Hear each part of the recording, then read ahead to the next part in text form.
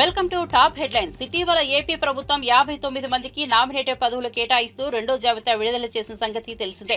ఈ జాబితాలో ప్రముఖ ప్రవచనకర్త చాగంటి కోటేశ్వరరావుకు కేబినెట్ ర్యాంకుతో కీలక పదవి కేటాయించారు. ఈ క్రమంలో సీఎం చంద్రబాబును చాగంటి కోటేశ్వరరావు ఏపీ సచివాలయంలో కలిశారు. ఈ సందర్భంగా సీఎం చాగంటిని సన్మానించారు. అనంతరం చాగంటితో ముచ్చటించారు. ఈ క్రమంలో చాగంటి మాట్లాడుతూ కుటుంబ వ్యవస్థ గొప్పతనాన్ని నేటి తరం తెలుసుకోవాల్సిన అవసరం ఉందని, విద్యార్థుల్లో నైతిక విలువలు పెంచేందుకు తన వంతుగా కృషి చేస్తానని చెప్పుకొచ్చారు. అలాగే రాష్ట్రంలోని విద్యాశాఖ కార్యక్రమాల గురించి అధికారులను అడిగి వివరాలు తెలుసుకున్నారు.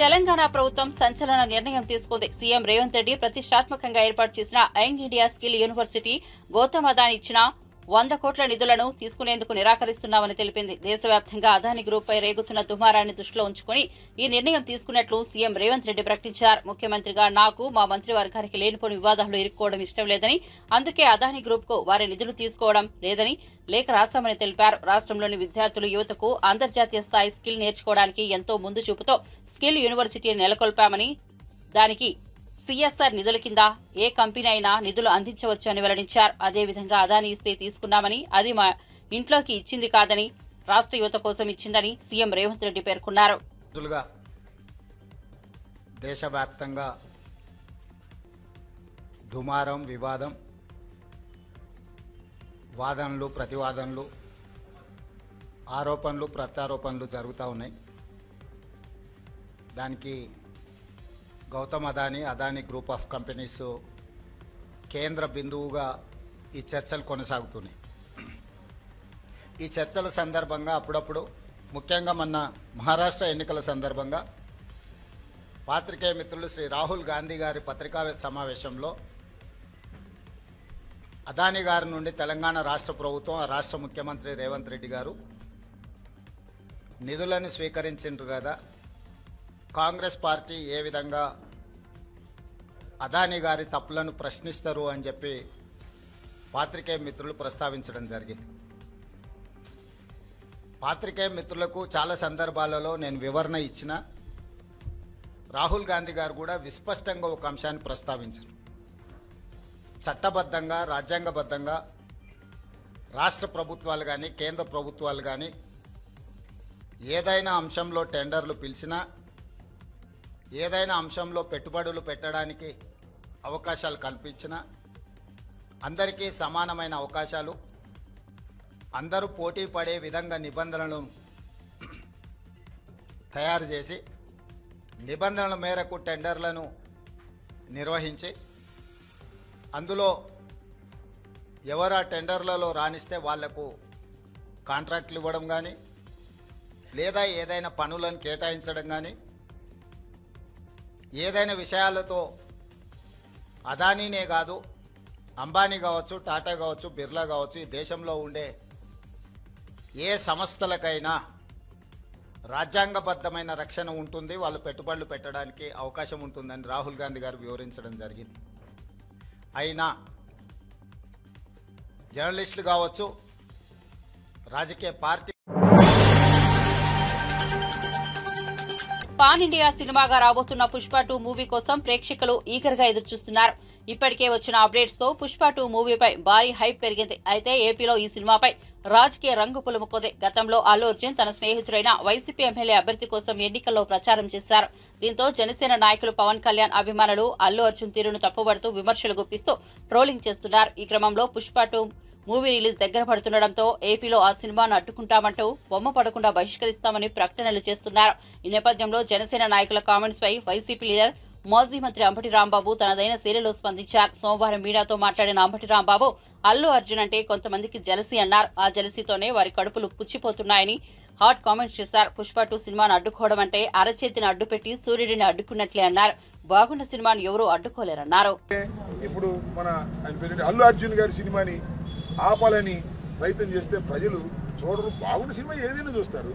అరే రాజ్బాబు హీరోగా యాక్ట్ చేసిన సినిమా బ్రహ్మాండంగా చూసాము మేము. సినిమా బాగుంటే ఎన్టీ రామారావు గారి సినిమాలు బాగోకపోతే ఫ్లాప్ అయినాయండి. ఏం చెప్తాం? సినిమా బాగుంటే ఎవరైనా చూస్తారు.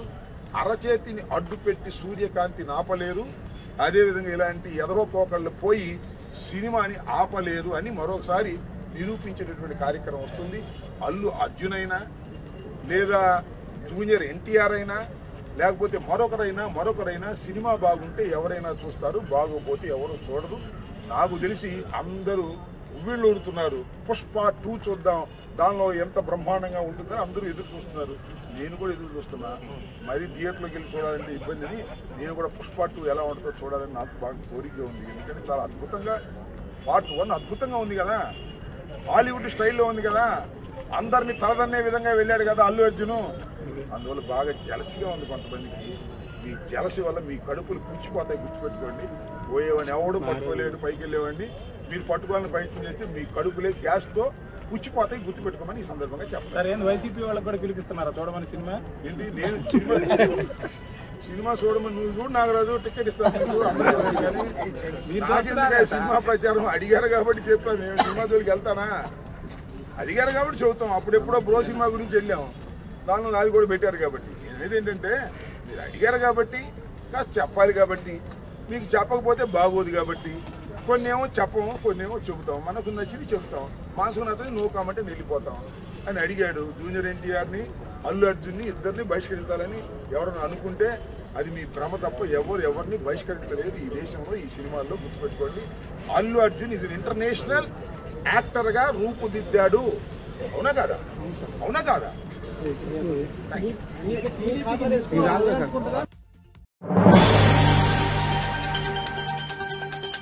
చెక్కుల పంపిణీ విషయంలో కళ్యాణ లక్ష్మి లబ్ధిదారులను ఇబ్బందులకు గురిచేస్తే ఊరుకునేది లేదని కూకట్పల్లి బీఆర్ఎస్ ఎమ్మెల్యే మాధవరం కృష్ణారావు అన్నారు.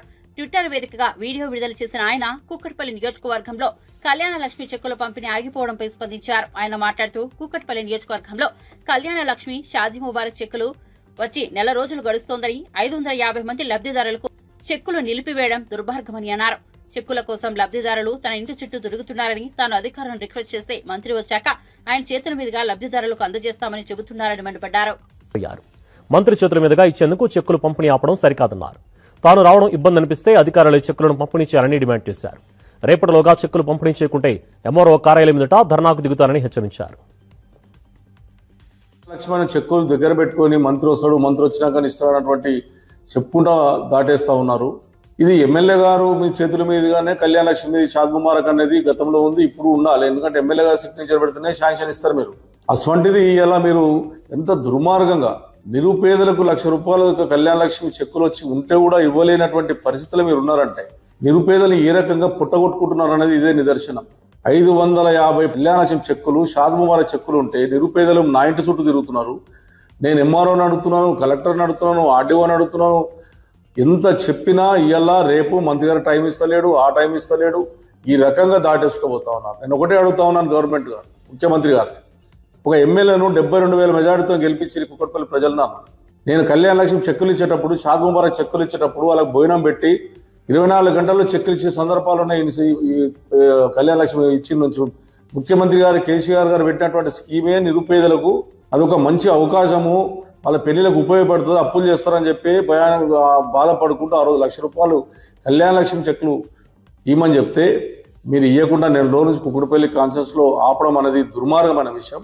మీరు ఇంకా తులం బంగారం ఇస్తామన్నారు. ఆ తులం బంగారం పక్క పెట్టినా కూడా ఆ ₹1,00,000 అనుకున్నటువంటి ప్రభుత్వం ఇచ్చినటువంటి ₹1,00,000 కూడా మీరు ఇవ్వకుండా నిరుపేద ప్రజలను ఇబ్బంది పెడుతున్నారు. నేను మళ్ళా మీకు రిక్వెస్ట్ చేస్తా ఉన్నాను, ఎలక్ట్రానిక్ మీడియా ద్వారా నేను రాకమంటే రాను, కానీ మీరు నిరుపేదలకు ఇచ్చేయండి, మండలాభి నుంచి అలాట్ చేయండి. మీకు నేను వస్తే బాధపడతారు, ఎమ్మెల్యే వస్తే ఇవ్వద్దు బాధపడతారు అనుకుంటే మీరే ఇవ్వండి అని చెప్పాను. అనంతపురం జేఎన్టీయూ ప్రాంగణంలో భారతీయ జనతా యువ మోర్చా ఆధ్వర్యంలో నిర్వహించిన PM internship awareness programme for students కార్యక్రమంలో మంత్రి సత్యకుమార్ యాదవ్ పాల్గొన్నారు. కేంద్ర రాష్ట్ర ప్రభుత్వాల ద్వారా లభించే వివిధ స్కాలర్షిప్లు, ఉద్యోగ ఉపాధి అవకాశాల గురించి విద్యార్థులకు అవగాహన కల్పించారు. ఈ సందర్భంగా ఆయన మాట్లాడుతూ ప్రధానమంత్రి employment generation programme, startup India వంటి ప్రోగ్రాంల ద్వారా విద్యార్థులు తమ భవిష్యత్తు తీర్చిదిద్దుకోవచ్చని అన్నారు. అలాగే స్కిల్ డెవలప్మెంట్ కోసం ప్రధానమంత్రి Kaushal Vikas Yojana, DDUGK, skill senses వంటివి ఉపయోగపడతాయని తెలిపారు. పీఎం ఇంటర్న్షిప్ ఏడాది పాటు తీసుకుంటే చదువు అనంతరం కంపెనీలో చేరేందుకు వెయిటేజీగా పరిగణిస్తారు. భారతీయ యువత మేధో సంపత్తి, తెలివితేటలు కలిగిన వాళ్లు ఇన్నోవేషన్ వైపు దృష్టి సారించి ప్రభుత్వం అందిస్తున్న ప్రోగ్రామ్స్ ఉపయోగించుకుని తమ భవిష్యత్తును తీర్చిదిద్దుకోవడంతో పాటు రాష్ట్ర దేశ అభివృద్ధిలో భాగస్వాములు కావాలని పిలుపునిచ్చారు. 79 లక్షల మందికి ఉపాధి అవకాశాలు కలిగాయని వైద్యారోగ్య శాఖ మంత్రి సత్యకుమార్ చెప్పారు. అనంతపురంలో పీఎం ఇంటర్న్షిప్ అవగాహన కార్యక్రమంలో ఆయన పాల్గొన్నారు. విద్యార్థులకు కేంద్ర, రాష్ట్ర ప్రభుత్వాలు అందిస్తున్న పథకాలను వివరించారు. విద్యార్థి దశలోనే ప్రభుత్వం చేస్తున్న ఉపాధి అవకాశాలను విద్యార్థులు తెలుసుకోవాలన్నారు. స్కిల్ డెవలప్మెంట్ కోసం ప్రధానమంత్రి కౌశల్ వికాస్ యోజన లేదా DDU GKY లాంటి కార్యక్రమాలు, అదేవిధంగా రాష్ట్రంలో స్కిల్ సెన్సస్ కార్యక్రమం ఉన్నప్పటికీ ప్రధానమంత్రి ఎంప్లాయ్మెంట్ జనరేషన్ అనే ప్రోగ్రామ్ అనేది ఒక గేమ్ చేంజర్ గా ఉంటుంది. విద్యార్థులు తమ చదివిన తర్వాత వాళ్ళ కాళ్ళ మీద, వాళ్ళకు ఉద్యోగాల కోసమే చూసుకోకుండా వాళ్ళ కాళ్ళ మీద వాళ్ళు నిలబడి మరో కొంతమందికి దారి చూపించే అవకాశం ఉంది. దీంట్లో భాగంగా 25 లక్షల నుంచి 50 లక్షల దాకా లోన్ తీసుకునే అవకాశం ఉంది. 25% నుంచి 35%, అంటే మహిళలకి, SC, ST, BCలకి 35% సబ్సిడీ ఉంటుంది. కాబట్టి 50 లక్షల లోన్ తీసుకుంటే 35% సబ్సిడీ అందుతుంది. భారతదేశం ఒక స్టార్టప్ ఇండియాగా మారింది. ప్రభుత్వం అందిస్తున్న ప్రోత్సాహకాల కారణంగా ఇవాళ అనేక స్టార్టప్లు వస్తున్నాయి. దేశంలో 140,000 స్టార్టప్లు ఉంటే వాటిలో 25 స్టార్టప్లు యూనికార్న్ స్టార్టప్. ఒక్కొక్క యూనికార్న్ స్టార్టప్ యూనికార్న్ స్టేటస్ రావాలంటే $1 బిలియన్ వాల్యుయేషన్ ఆ కంపెనీకి ఉండాలి. ఒక PMEGP ప్రోగ్రామ్ కిందనే ఇవాళ 79 లక్షల మందికి ఉపాధి అవకాశాలు కలిగాయి ప్రధానమంత్రి ఎంప్లాయ్మెంట్ జనరేషన్ ప్రోగ్రాం కారణంగా. అదేవిధంగా స్టార్టప్ల కారణంగా 15,90,000 డైరెక్ట్ ఎంప్లాయ్మెంట్ వచ్చింది. అంటే ఇటువంటి ఈ గేమ్ చేంజర్స్, ఇవన్నీ ఒక రెవల్యూషనరీ స్కీమ్స్ అనమాట. వీటిని ఉపయోగించుకోవాలా, వాళ్ళ భవిష్యత్తు నిర్మాణం చేసుకోవాలా, దేశ అభివృద్ధిలో, రాష్ట్ర అభివృద్ధిలో వాళ్ళ భాగస్వాములు కావాల్సిందిగా ఈ అవగాహన కార్యక్రమంలో విద్యార్థులను కోరడం జరిగింది.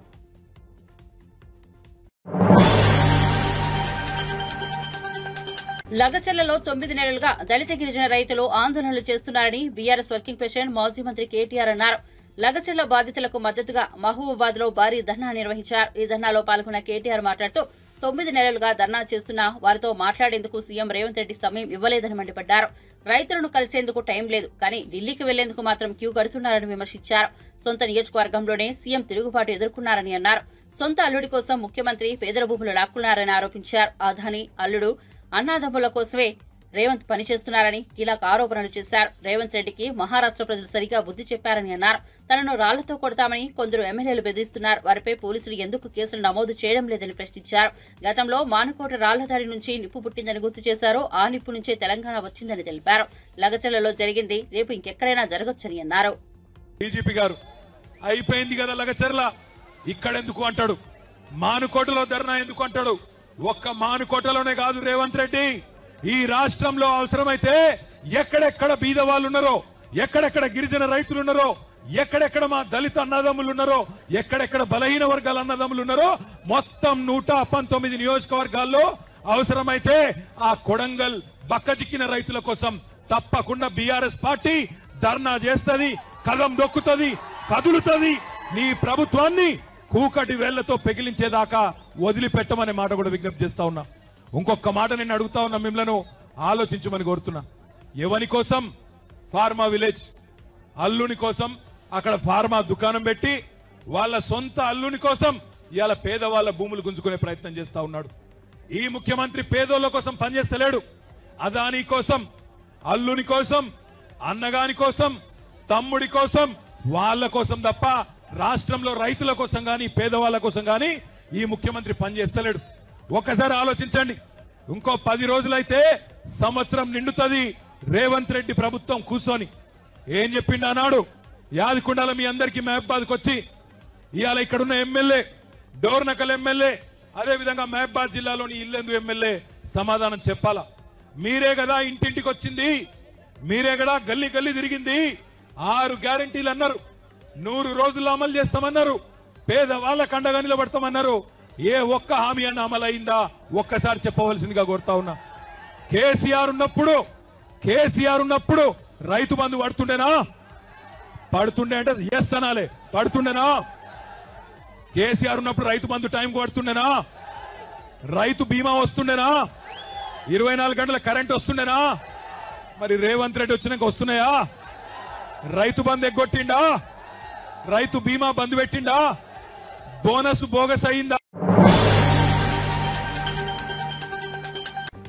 పార్లమెంట్ శీతాకాల సమావేశాలు సోమవారం ప్రారంభమయ్యాయి. ఈ సమావేశంలో రాష్ట్రానికి రావాల్సిన నిధులు, ప్రాజెక్టులపై కేంద్రంతో చర్చలు జరపనున్నట్లు సీఎం చంద్రబాబు ఇటీవల పేర్కొన్న విషయం తెలిసిందే. ఇదిలా ఉంటే మొదటిసారి శీతాకాల పార్లమెంట్ సమావేశాలు ప్రారంభమైన గంటకే ఉభయ సభలు వాయిదా పడ్డాయి. అయితే తాజాగా ఓ ఆసక్తికర పరిణామం చోటు చేసుకుంది. అప్పుడెప్పుడో పుచ్చలపల్లి సుందరయ్య లాంటి వ్యక్తులు చట్టసభలకు సైకిల్ మీద వెళ్లి ఆదర్శంగా నిలిచినట్టు మనం విన్నాం. మళ్లీ ప్రస్తుత కాలంలో అదే సీన్ రిపీట్ చేసి ఆదర్శంగా నిలిచారు. విజయనగరం ఎంపీ కలిశెట్టి అప్పలనాయుడు మొదటిసారి పార్లమెంట్ సమావేశాలకు సైకిల్పై వెళ్లిన విషయం తెలిసిందే. అయితే ఈ పార్లమెంట్ సమావేశాలకు టీడీపీ ఎంపీ కలిశెట్టి అప్పలనాయుడు మరోసారి టీడీపీ గుర్తు అయిన సైకిల్పై వెళ్లారు. ప్రస్తుతం ఈ వీడియో సోషల్ మీడియాలో వైరల్ గా మారింది.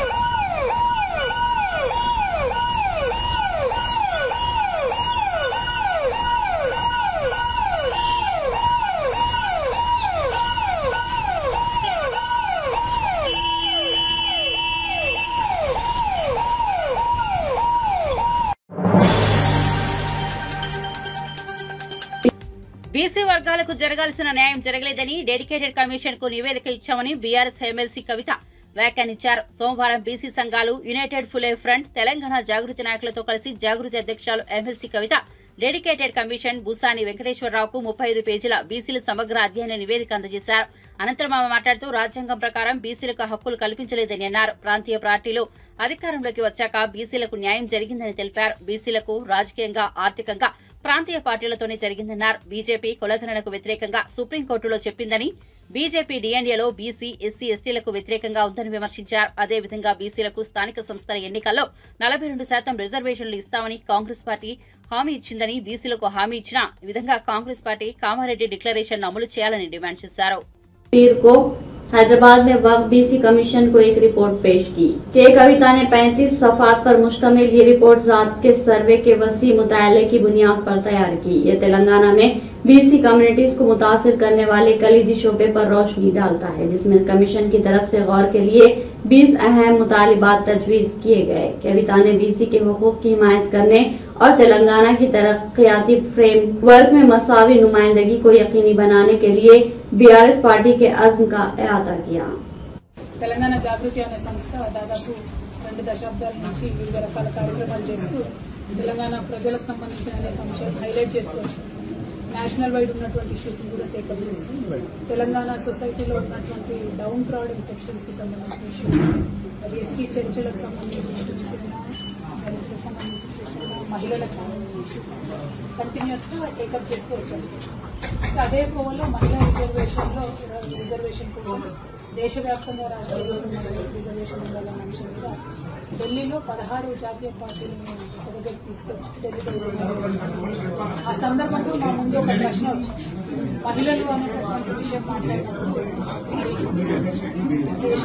సగభాగం ఉన్నటువంటి మహిళలు, అందులో సగభాగం ఉన్నటువంటి బీసీ మహిళలకు ప్రాతినిధ్యం ఇవ్వాలి స్టాండ్ ఏంటి మేము ఖరాఖండిగా ఉండబద్దలు బీసీ కోటా ఉండాల్సింది, కోటా ఉండాల్సింది మహిళా రిజర్వేషన్ మేము బలంగా వినిపించడం.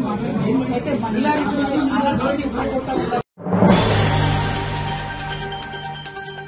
నంద్యాల జిల్లా శ్రీశైలం శ్రీ బ్రహ్మరాంబ సమేత మల్లికార్జున స్వామి అమ్మవారిని తెలుగు సినీ ప్రముఖ దర్శకుడు బోయపాటి శ్రీను దర్శించుకున్నారు. కార్తీక మాసం సోమవారం కావడంతో శ్రీ స్వామి అమ్మవారిని దర్శించుకుని ప్రత్యేక పూజలు నిర్వహించారు. దర్శనానంతరం ఆలయం వద్దకు వచ్చిన సినీ దర్శకుడు బోయపాటి శ్రీనుకు ఆలయ అర్చకులు దేవస్థానం పీఆర్ఓ శ్రీనివాసరావు దర్శన ఏర్పాట్లు చేశారు. దర్శనం అనంతరం ఆలయం బయట సాధువులకు సినీ దర్శకుడు బోయపాటి శ్రీను దానం చేసి తిరిగి బయలుదేరి వెళ్లారు.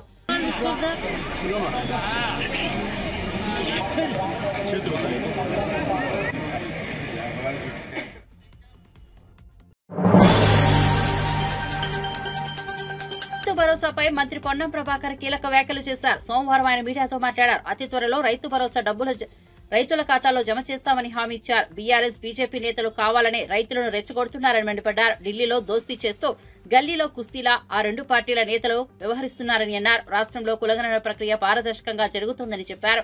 దీంతో దేశంలోనే అతిపెద్ద మార్పునకు శ్రీకారం చుట్టామని అన్నారు. మరోవైపు రాష్ట్రంలో సమగ్ర కుటుంబ సర్వే చివరి దశకు చేరుకుంది.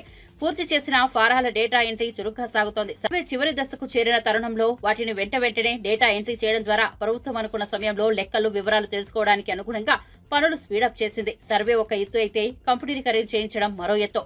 ఈ నేపథ్యంలో డేటా ఎంట్రీపై ఉప ముఖ్యమంత్రి మల్లు భట్టి విక్రమార్క కలెక్టర్లతో వీడియో కాన్ఫరెన్స్ ద్వారా సూచనలు సలహాలు ఇచ్చారు. డేటా ఎంట్రీకి ఉన్న ప్రాధాన్యతను వివరించారు. రాష్ట్ర వ్యాప్తంగా డేటా ఎంట్రీని ఇప్పటికే ప్రారంభించారు. కాంగ్రెస్ పార్టీ ఓడిపోయినందుకు సంతోషపడుతురా స్పష్టం చేయమని సందర్భంగా డిమాండ్ చేస్తా ఉన్నా.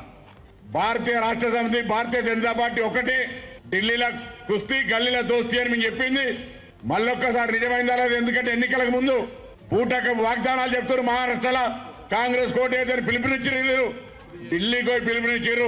అటువంటి వాళ్ళు ఇలా పార్లమెంట్ ఎన్నికల్లో భారతీయ జనతా పార్టీకి మద్దతునిచ్చి 0 సీట్లు తెచ్చుకున్న వాళ్ళు ఇలా కాంగ్రెస్ పార్టీ గురించి మాట్లాడుతుంటే నేను అడుగుతా ఉన్న వాళ్ళను, మీరు భారతీయ జనతా పార్టీకి బీ టీం కాకపోతే ఏమవుతారని అడుగుతా ఉన్నాం. ఇలా